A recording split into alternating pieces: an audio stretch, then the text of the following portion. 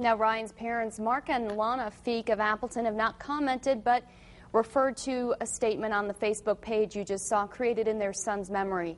It said in part, "In loving memory of the single person whose contagious, upbeat attitude and hickish humor could put a smile on even the most serious of faces."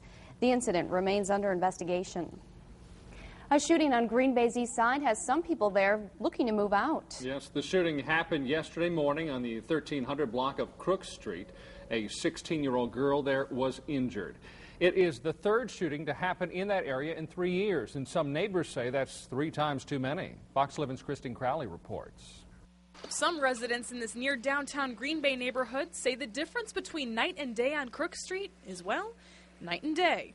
At night, it's really rough, like a lot of cars and traffic, but during the day, it's fairly quiet and friendly. But the gunshots that rang out at 3 o'clock Saturday morning have convinced resident Jenny Van Renz the area isn't safe. I've never experienced anything like this, so it's very frightening for me. Just last year, there was another shooting on this very block. A year before that, a shooting on the next block over. Some residents say they've had enough. I don't want the children growing up in this kind of area. Van Renz is moving out November 1st. Other neighbors like Lisa Castillejo say they have no choice but to stay. Considering the economic situation, for me personally, that's why I don't move.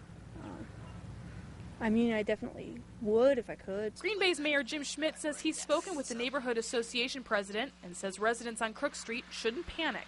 We have a letter from their president saying that, look, the crime is down, we feel good about our neighborhood, but what happens in an individual home, you know, shouldn't really necessarily be a reflection on the neighborhood. Police were not available for comment Sunday about the shooting. Earlier in the week, officers said the shooting did not seem random. Schmidt says it appears the 16-year-old victim, who was not seriously injured, knew the shooter, and people shouldn't blame the neighborhood.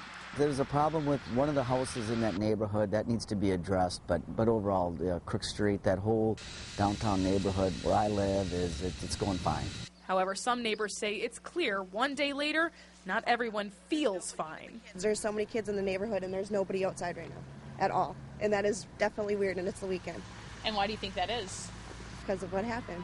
In Green Bay, Kristen Crowley, Fox 11 News.